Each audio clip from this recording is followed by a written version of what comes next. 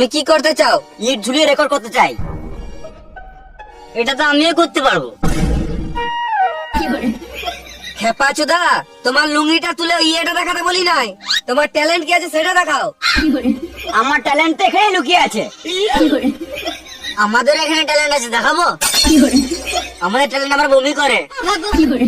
বেশি গা পাকো না, আমার আগে পুরোটা দেখো, তারপর বলবে।